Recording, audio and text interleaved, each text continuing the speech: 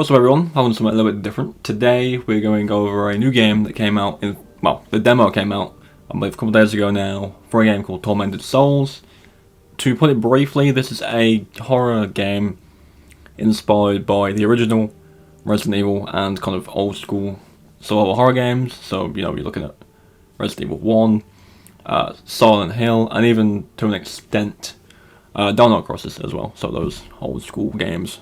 It is a fixed camera game, and it does take heavy inspiration from those old games. You definitely feel it when you're playing. Today I've just kind of gathered some gameplay from my time with the demo and put it into like a small condensed video where we talk about things that are cool about it and things that kind of resemble the older style of games very, very well. If you want to check out the game for yourself, I believe the demo is available on PS5, PC, possibly, and maybe Xbox. I'm not 100% sure what the demo is, but it's on PS5, so if you have one, it's there to play for free. So check it out, especially if you really like those old style horror games. And without any further ado, let's jump into what I kind of discovered while playing the game.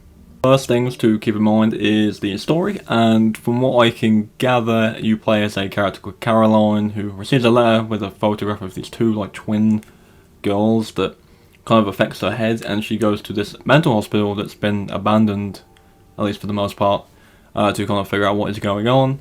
And as you can kind of tell from the look of the mansion and hospital in the background, it does have those RPD Spencer Mansion kind of vibes to it. It definitely does take inspiration from those, and the interior is no different. It looks very, very similar to when I first loaded the demo. You know, the first thing I kind of thought of when I first saw the interior was, oh my god, it's the main hall from RPD. That's kind of the vibe I got from it, slightly.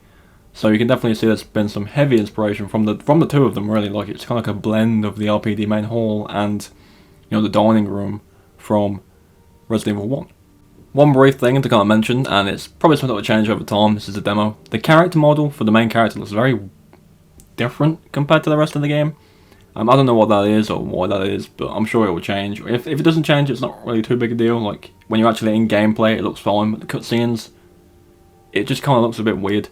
But other than that, no big deal. I cut a portion of that cutscene out because it did have nudity in it, which I didn't expect. And I don't want the video to get flagged, so we're not going to keep that in.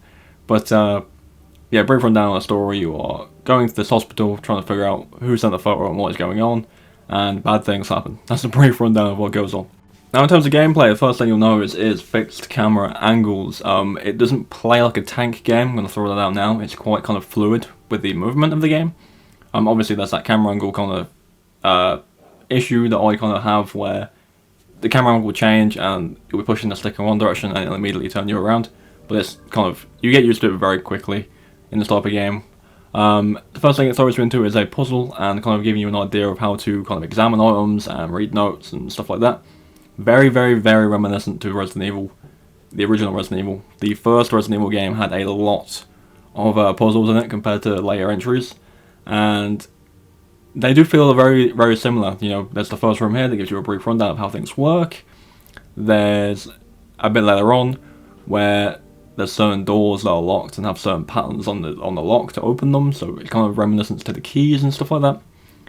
And, you know, overall kind of atmosphere of the hospital is very, very well done. It feels like a spooky game, and there's definitely a couple of things you do see later on that could definitely be interpreted as kind of horror, I guess you could say, because it definitely gets the vibe. I definitely feel it while I'm playing, and it's pretty cool.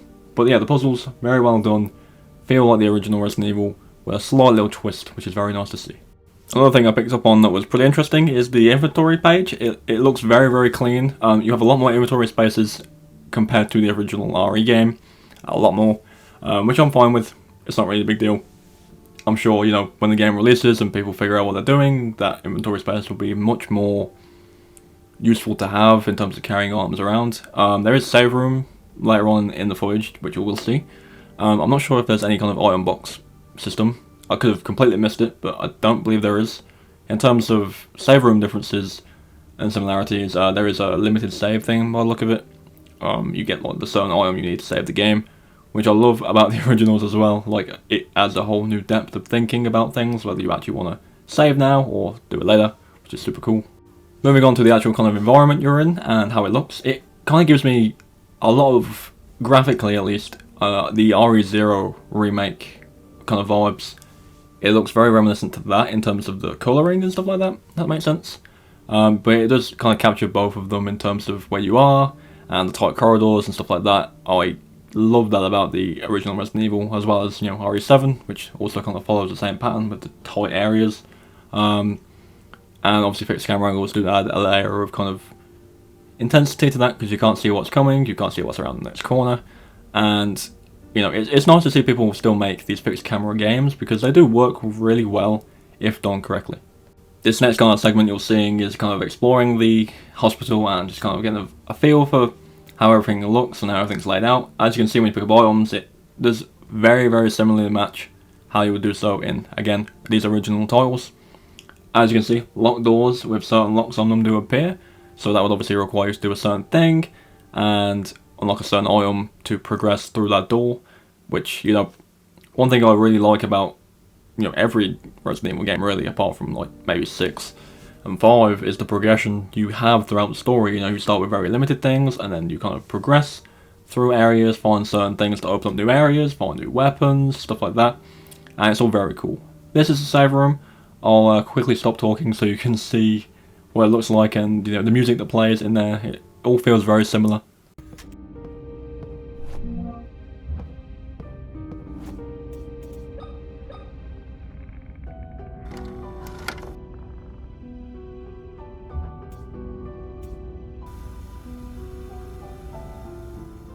It's always nice in these games to have this old save room feel. You know, it's a room in the game where you feel like nothing can get you, and the music's nice and relaxing, and you can take a breather to kind of evaluate where you are, you know, check your ammo, check your healing, stuff like that. These rooms are staple to this type of game, and they really do belong in this type of game too. From what I can remember from playing through Village, obviously I played through the game, God knows how many times, there's only really 2 safe rooms in the game. It's the main hub where the Duke is, near the like the summoning ceremony site, I should say, and there's the side room in the castle, but there's not really that many. And the music there, again, the music's very relaxing, you can take a breather, nothing can get you, and it's been in the games almost forever, and I don't want this feature to go away in any future entries to a survival horror game, because it does kind of, again, it does feel like it belongs in this type of game. Later down the line, you're introduced to your kind of first type of enemy that you'll come across in the game. They look really good, and they definitely seem quite menacing. It's very brief, the encounter, and at the time I didn't have a weapon, which I later found out you're not supposed to, because the weapon comes after that, and we'll get to the kind of weapons in a minute. I don't think I have footage recorded of the weapon, but there could be, but I'll briefly talk on that afterwards. But the first introduction to an enemy is pretty well done, and I'll leave that to play out for you now so you can see it.